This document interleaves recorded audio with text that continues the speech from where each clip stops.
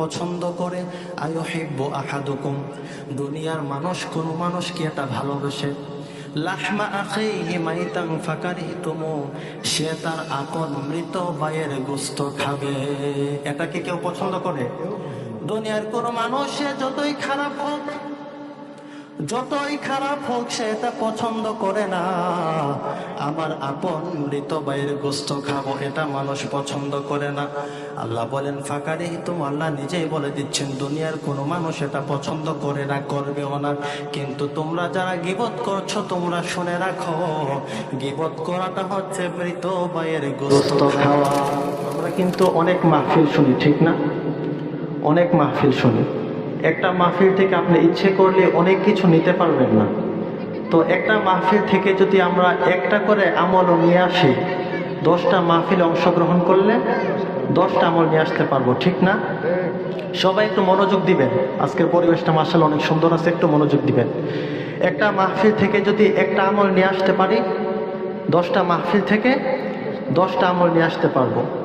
যখন আপনি মাহফিল থেকে ফিরবেন একটু চিন্তা করবেন, আসলে আজকের মাহফিল থেকে কিছু আনতে পারছি তো? একটু চিন্তা করবেন। যদি দেখেন হ্যাঁ কিছু আনতে পারছি, যদি দেখেন কিছু আনতে পারছি, তো এই মাহফিলগুলোতে আসবেন। এই মাহফিলগুলোতে আসলে কিছু নেওয়া যায়, ঠিক আছে? তো সেই জন্য আমরা প্রথম থেকে একটু মনোযোগ দিব যাতে একটা আমল নিতে পারি। আজকে ইনশাল্লাহ যে বিষয়টি নিয়ে আলোচনা করব, সূরাতুল হুমাযা। যে সূরার প্রথম আয়াতের মধ্যে আল্লাহ গীবতের কথা বলেছেন, গীবতের ব্যাপারে আল্লাহ সুবহানাহু ওয়া তাআলা প্রথম আয়াত। তো সেজন্য একটু মনোযোগ দিয়ে আমি সোজা আলোচনায় চলে যাচ্ছি। এখন লিফলেট পড়ার সময় নাই, ইনশাআল্লাহ আলোচনার মধ্যে আমরা চলে যাব। আউযু বিল্লাহি মিনাশ শাইতানির রাজীম। বিসমিল্লাহির রাহমানির রহিম। ওয়াইলুল লিকুল্লি হুমাযাতিল লুমাযা। সবাই একটু গভীর মনোযোগ দিয়ে শুনি। আল্লাহ সুবহানাহু ওয়া তাআলা এই সূরার প্রথমে একটা শব্দ বলেছেন ওয়াইলুন, ওয়াইলুল লিকুল্লি হুমাযাতিল লুমাযা। ওয়াইলুন শব্দটা আল্লাহ সুবহানাহু ওয়া তাআলা কোরআনের বিভিন্ন জায়গায় বিভিন্ন বিষয়ের সাথে উল্লেখ করেছেন। আল্লাহ বলেন ওয়াইলুল লিল মুকাজ্জিবিন, আবার কোথাও কোথাও আল্লাহ বলেন ওয়াইলুল লিকুল্লি আফাকিন আসিম। আল্লাহ সুবহানাহু ওয়া তাআলা অনেকগুলো সূরার শুরুতেই এই আয়াতকে নিয়ে আসছেন, এই শব্দটাকে নিয়ে এসেছেন। আল্লাহ সূরাতুল মুতাফফিফিনের শুরুতেই বলেন ওয়াইলুল লিল মুতাফফিফিন। সুবহানাল্লাহ পড়ি। আল্লাহ সুবহানাহু ওয়া তাআলা বলেন ওয়াইলুল লিল মুতাফফিফিন। ওয়াইলুন মানে হচ্ছে ধ্বংস, ওয়াইলুন মানে হচ্ছে কঠিন আযাব, ওয়াইলুন মানে হচ্ছে নেগেটিভ সাইডের যতগুলো অর্থ আছে প্রত্যেকটি অর্থ আমরা নিতে পারবো। ওয়াইলুন মানে হচ্ছে অভিশাপ, লানত, এই অর্থ আমরা নিতে পারবো। আল্লাহ সুবহানাহু ওয়া তাআলা বলেন ওয়াইলুল লিল মুতাফফিফিন, যারা ওজনে কম দেয়, যারা মানুষদেরকে ধোঁকা দেয় তাদের জন্য ধ্বংস। আবার আল্লাহ সুবহানাহু ওয়া তাআলা 29 পারায় একটা সূরা আছে, সূরার নাম হচ্ছে সূরাতুল মুরসালাত। সূরা মুরসালাতের মধ্যে একটি আয়াত একবার নয়, দুইবার নয়, তিনবার নয়, 9 বার একটি আয়াত আল্লাহ সুবহানাহু ওয়া তাআলা বলেছে। সুবহানাল্লাহ পড়ি। যে আয়াত একবার নয়, দুইবার নয়, 9 বার বলেছে, এর মানে আয়াতের খুব গুরুত্ব আছে। আল্লাহ বলেন ওয়াইলু ইয়াউমাইযিল লিল মুকাজ্জিবিন। আল্লাহ বলে যারা মিথ্যা বলে, যারা মানুষের সাথে ধোঁকাবাজি করে, যারা মিথ্যা বলে, মিথ্যা রটায়, ওদের জন্য ধ্বংস রয়েছে। এরপরে আসুন সূরাতুল মাউন। সূরা আছে না নাই? সূরা মাউনের মধ্যে আল্লাহ বলেন ফাওয়াইলুল লিল মুসাল্লিন। এই সূরার মধ্যেও আল্লাহ বলেন ফাওয়াইলুল লিল মুসাল্লিন, ওই মুসল্লিদের জন্য ধ্বংস, ওই নামাজি ব্যক্তিদের জন্য ধ্বংস, ওই নামাজি ব্যক্তিদের জন্য অভিশাপ। অনেকে এই আয়াত শুনে একটু দ্বিধাদ্বন্দ্বে পড়ে যাবেন, আল্লাহ এটা কি বলল, নামাজি ব্যক্তির জন্য ধ্বংস। আয়াত একটা শুনেই উঠে যাবেন না, এরপরের আয়াত দেখেন আল্লাহ তাআলা ফাওয়াইলুল লিল মুসাল্লিন বলে এরপরে বলেন আল্লাযীনা হুম আন সালাতিহিম সাহুন। আল্লাহ বলেন যারা নামাজের ব্যাপারে উদাসীন, যারা একবার নামাজ পড়লে আরেকবার নামাজ পড়ে না, যারা একবার মসজিদে আসলে আরেকবার মসজিদে আসে না, ফজরের নামাজে মসজিদে আসার প্রয়োজন মনে করে না, দুপুরে আসে আবার আসরে আসে না, মাগরিবে আসে আবার এশায় আসে না, একদিন নামাজ পড়লে আরেকদিন নামাজ পড়ে না, নামাজের ব্যাপারে যারা উদাসীন। আমাদের সমাজে অনেক মানুষ আছে দেখা যায় কন্টিনিউ নামাজ পড়ে, 5 ওয়াক্ত নামাজ পড়ে, কিন্তু যখন বাড়িতে কোনো অনুষ্ঠান লাগে তখন আর নামাজের দ্বারে কাছেও নাই। আল্লাহ তাদেরকেই বলেছে তোমরা যারা নামাজের ব্যাপারে উদাসীন, তোমরা যারা একবার নামাজ পড়লে আবার নামাজ পড়ো না, তোমরা যারা ফ্রি থাকলে অবসর থাকলে মসজিদে যাও সময় কাটানোর জন্য, আবার যখন দুনিয়ার কোনো কাজকর্ম নিয়ে বিজি হয়ে যাও, দুনিয়ার কোনো কাজকর্ম নিয়ে ব্যস্ত হয়ে যাও, তখন নামাজের দিকে আর যাও না। তোমাদেরকেই বলছি, তোমরা যারা মনে করেছো সপ্তাহে শুধু একবার মসজিদে হাজিরি দিলেই চলে, তোমাদেরকে বলছি আপনারা বলেন তো মাদ্রাসায় শুধু একদিন হাজিরি দিলে কি মাদ্রাসায় আর নাম থাকে? তো আমরা তো মসজিদে শুধু একদিন হাজিরি দিই, ঠিক না? তো আবার ফুল জুমার নামাজ তো ফুল পড়ি না, শুধু 2 রাকাত পরে আসি, এমন মুসল্লি মনে হয় আমাদের ঘাটিয়ারা নাই। আল্লাহ সুবহানাহু ওয়া তাআলা তাদেরকে বলছে তোমরা যারা শুধু সপ্তাহে একদিন মসজিদে আসো, তোমরা যারা মনে করেছো শুধু জুমার নামাজ পড়লেই মনে হয়ে যাবে 5 ওয়াক্ত নামাজ মনে হয় আমাদের জন্য না, আল্লাহ তোমাদেরকেই বলছে আল্লাযীনা হুম আন সালাতিহিম সাহুন, তোমরা যারা নামাজের ব্যাপারে উদাসীন তোমাদের জন্য কঠিন আযাব রয়েছে।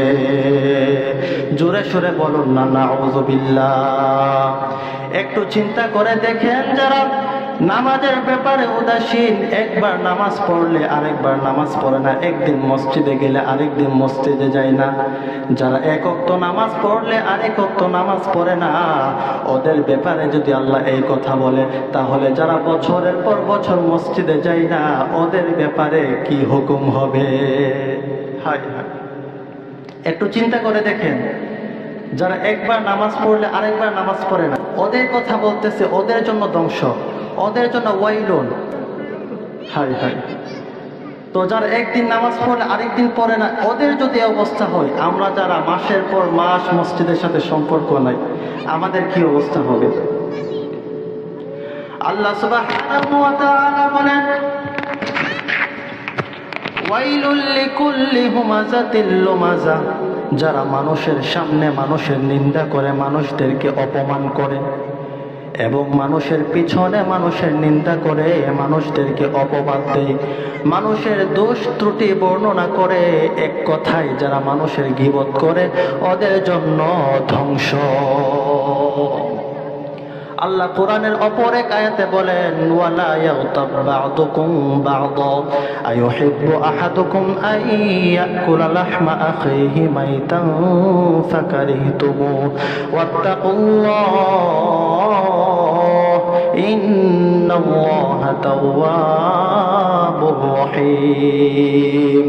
আল্লাহ বলেন ওয়ালা ইয়াগতাব বা'দুকুম বা'দা, আল্লাহ দুনিয়ার মানুষদেরকে বলে তোমরা একে অপরের নিন্দা করিও না, একে অপরের গীবত করিও না।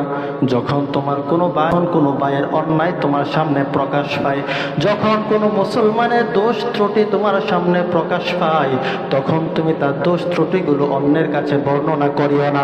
তুমি তাকে ছোট করার জন্য, তাকে অপমান করার জন্য মানুষের কাছে তার দোষগুলো বলে বেরিও না। এরপরে আল্লাহ বলেন আইয়ুহিব্বু আহাদুকুম আইয়াকুলা লাহমা আখিহি মাইতান ফাকারিহতুমু। এখানে আওয়াজ করবা না, সবাই একটু মনোযোগ। এই 10 মিনিটের ভিতরে মনে হয় আমি 8-10টা কোরআন আয়াত পড়ে ফেলছি। সব একটু মনোযোগ, আমি কোরআন দিয়ে কিন্তু আলোচনাগুলো করছি। আল্লাহ বলেন, আইয়ুহিব্বু আহাদুকুম আইয়াকুলা লাহমা আখিহি মাইতান ফাকারিহতুমু। দুনিয়ার কোনো মানুষ কি এটা পছন্দ করে? আইয়ুহিব্বু আহাদুকুম, দুনিয়ার মানুষ কোনো মানুষ কি এটা ভালোবাসে? লাহমা আখিহি মাইতান ফাকারিহতুমু, সে তার আপন মৃত ভাইয়ের গোশত খাবে। এটা কি কেউ পছন্দ করে? দুনিয়ার কোনো মানুষ সে যতই খারাপ হোক, যতই খারাপ হোক, সে এটা পছন্দ করে না। আমার আপন মৃত ভাইয়ের গোশত খাবো, এটা মানুষ পছন্দ করে না। আল্লাহ বলেন ফাকারিহতুম, আল্লাহ নিজেই বলে দিচ্ছেন দুনিয়ার কোনো মানুষ এটা পছন্দ করে না, করবেও না। কিন্তু তোমরা যারা গীবত করছো, তোমরা শুনে রাখো, গীবত করাটা হচ্ছে মৃত ভাইয়ের গোশত খাওয়া। নাউযুবিল্লাহ পড়ি।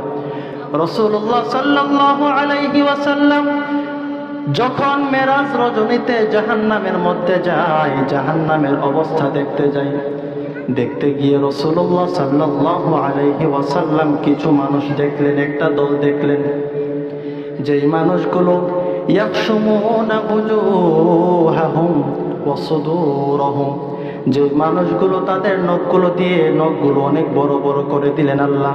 নখগুলো ছিল তামার, সেই নখগুলো দিয়ে ইয়াকশুমুনা বুজুহাহুম, তাদের চেহারার মধ্যে আছড়াচ্ছিল, ওয়া সুদুরহুম, এবং তাদের বুকের মধ্যে আছড়াচ্ছিল।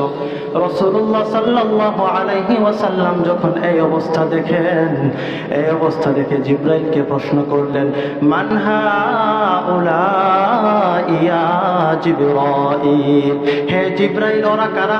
ওরা কি এমন অপরাধ করেছে যে অপরাধের কারণে আল্লাহ তাআলা তাদেরকে এই শাস্তি দিয়েছে? জিবরাইল আলাইহিস সালাম বলেন, ইয়া রাসূলুল্লাহ, ইয়া হাবিবাল্লাহ, হাউলাইল্লাযীনা ইয়াকুলুনা লাহন্নাস, তারা দুনিয়াতে মানুষের গোশত খেত, মানুষের গোশত খেত। মানুষের গোশত খেত মানে কি? রাসূলুল্লাহ সাল্লাল্লাহু আলাইহি ওয়াসাল্লামকে বলে, ইয়া রাসূলুল্লাহ, ইয়া হাবিবাল্লাহ, ওরা দুনিয়াতে মানুষের দোষ ত্রুটি বর্ণনা করত, গীবত করত, এজন্যই তাদেরকে এত কঠিন আযাব দেওয়া হচ্ছে। রাসূলুল্লাহ সাল্লাল্লাহু আলাইহি ওয়াসাল্লাম নিজের চোখে দেখে আসলেন এই অবস্থা। সবাই একটু মনোযোগ দিয়ে শুনি। রাসূলুল্লাহ সাল্লাল্লাহু আলাইহি ওয়াসাল্লাম নিজের চোখে দেখেন এই অবস্থা, চিন্তা করছেন? এরপরে আসেন এক গ্রামের মধ্যে এক মহিলার মৃত্যু হলো। এক গ্রামের মধ্যে মৃত্যু হওয়ার পরে মহিলার লাশটাকে দৌত করার জন্য আরেকজন মহিলা আসলো। আপনারাই বলুন, মহিলাদের লাশ দৌত করার জন্য মহিলারা আসে, পুরুষের লাশ দৌত করার জন্য পুরুষে আসে। এই নিয়ম আমাদের গ্রামে আছে না নাই? এটাই হলো প্রকৃত নিয়ম। যখন কোনো মহিলা মারা যায়, তার লাশ দৌত করার জন্য মহিলারাই যাবে। যখন সেই মহিলাটা ইন্তেকাল করলো, তার লাশ দৌত করার জন্য একজন মহিলা আসলো। আসার পর তার লাশ দৌত করা শুরু করলো, গোসল দেওয়া শুরু করলো।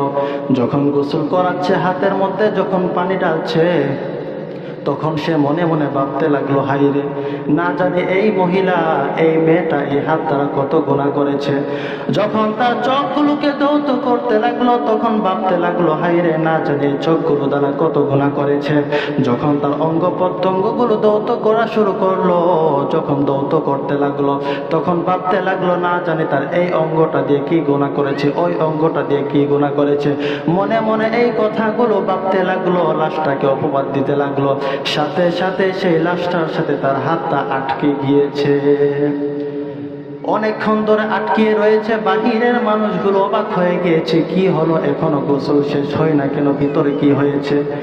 কয়েকজন মহিলা ঢুকলেন। ঢোকার পরে দেখে অবস্থা খুবই খারাপ।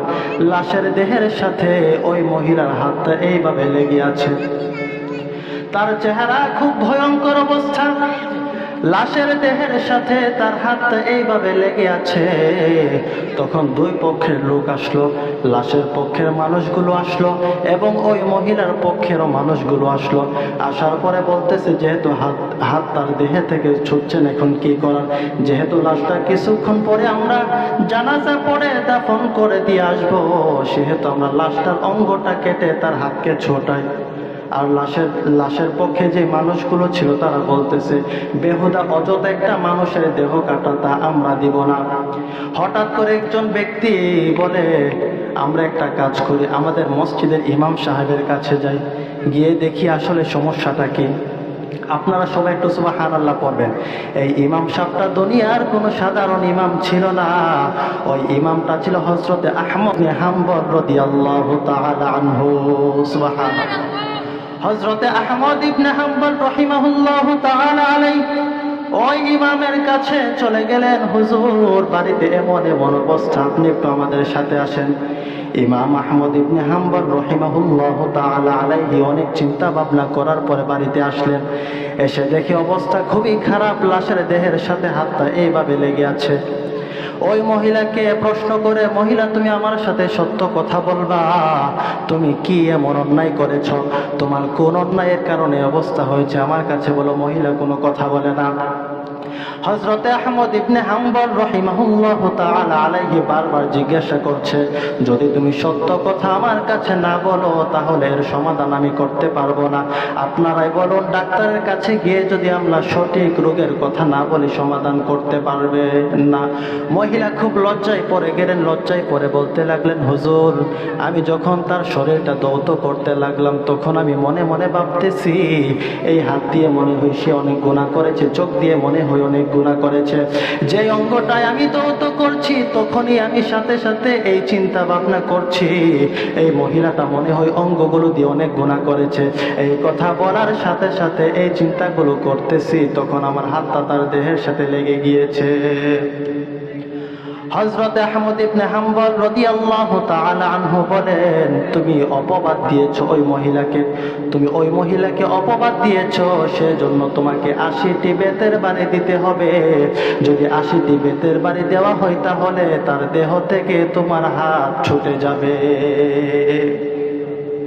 একটু চিন্তা করুন, মৃত ব্যক্তির নামে শুধু মনে মনে ধারণা করছে, মনে হয় গুনাহ করেছে, অপবাদ শুধু মনে মনে চিন্তা করেছে, এর জন্য এই অবস্থা। ওই মহিলার দেহ যখন 80টি বেতের বাড়ি দেওয়া হলো তখন সাথে সাথে ওই লাশ থেকে হাত আলাদা হয়ে গেল। আমার সময় প্রায় শেষের দিকে, আমি শেষ করে দিব। আজকের আলোচনা থেকে আমরা কি শুনলাম? গীবত করা আর মৃত ভাইয়ের গোশত খাওয়া সেম। এটা থেকে ওইটা আরো বড় গুনাহ আমাদের মা বোনদের ব্যাপারে। আমার প্র্যাকটিক্যাল লাইফে আমি দেখেছি, আমাদের মা বোনরা ওরা যখন 2-3 জন একসাথে হয়ে যায়, মা বোনরা এমনি নর্মালি একটু বেশি কথা বলে, সবাই না, আমি সবাইকে অন্তর্ভুক্ত করছি না, ওরা এমনিতে একটু বেশি কথা বলে।